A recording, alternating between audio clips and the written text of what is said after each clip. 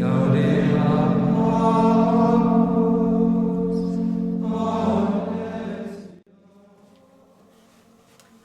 and welcome to our next edition of Saintly Stories. We are Saint Benedict, and Saint Scholastica. and we are twins. And I don't know, am I older than you? Mother wouldn't tell us. She thought we'd be competitive. So we'll just assume that I'm older. Brothers. So I am Saint Benedict, and we are twins. We were born in 480, so that's over 1,500 years ago, a long time ago. And we were born to wealthy parents. And we were born in the Umbria region of Italy. And another famous saint that you might have heard of, St. Francis, is also from Umbria. So a lot of hometown holiness. However, we were first. Yes, and better. Well, that's up to debate.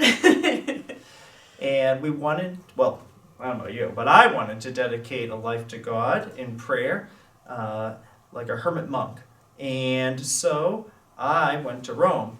And unfortunately, in Rome, there was a lot of problems. Particularly, there were a lot of pagans, which are people who do not believe in God, and there was a lot of temptations to sin. So that wasn't going to work out.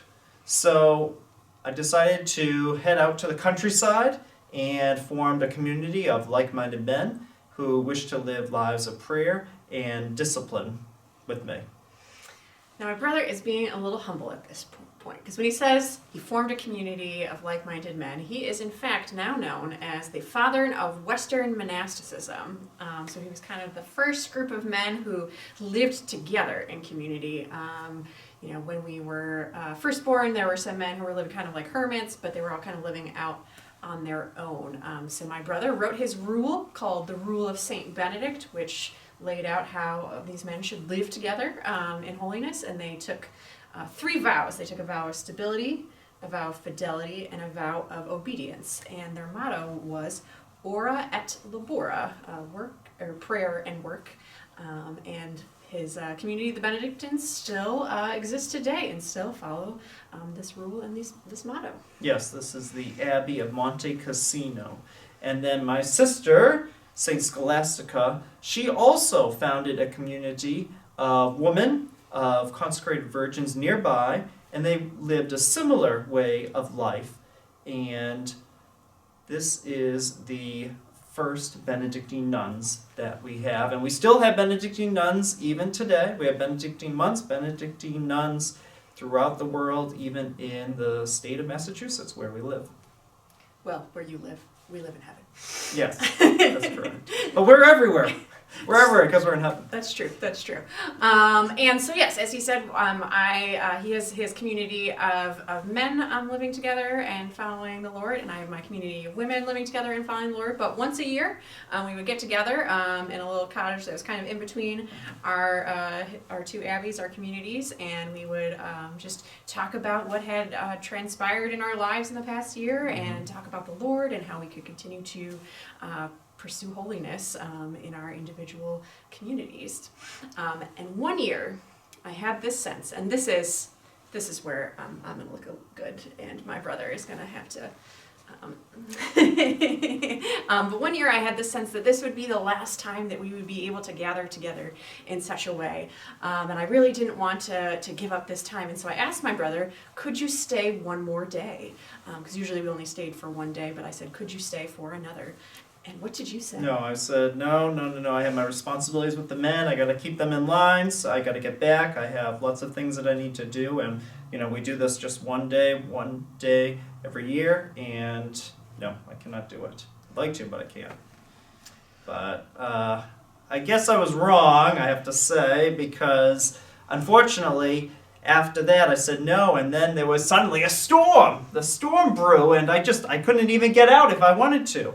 And I said, "What did you do, Scholastica?" And I said to him, "I asked you for a favor, and you would not grant it to me. So I asked my Lord, and he did."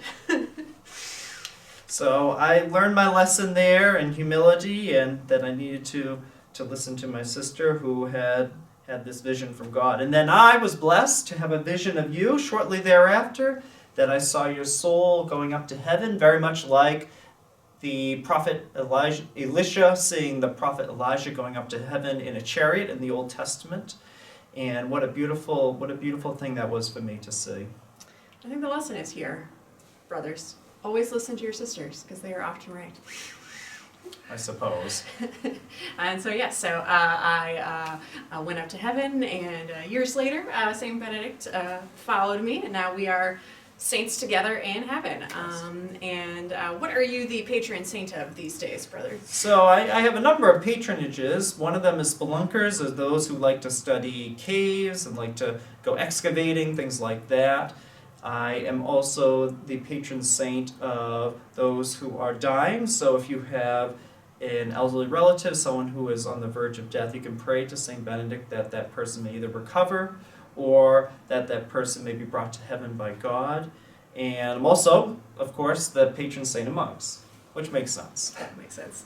And what advice would you give to people about the spiritual life? I would say that a good thing to do, as I try to impart to my brother monks, and as you did to your sisters, is a regular rule of life, a regular pattern of prayer every day. So a regular theme of maybe getting up, praying, going to bed, praying, when you eat, pray, after you eat, pray, and trying to do regular things. For example, praying, reading sacred scripture would be a great thing. Maybe ask your parents or you yourself, take up the Bible and read a passage. Any passage will do. But just doing something on a regular, daily basis helps to instill in us a life devoted to God, a life that is imbued by the saints, by the church, and so that will help us to lead us to our ultimate goal, which is heaven, where we'll be eternally happy with God and the saints like us.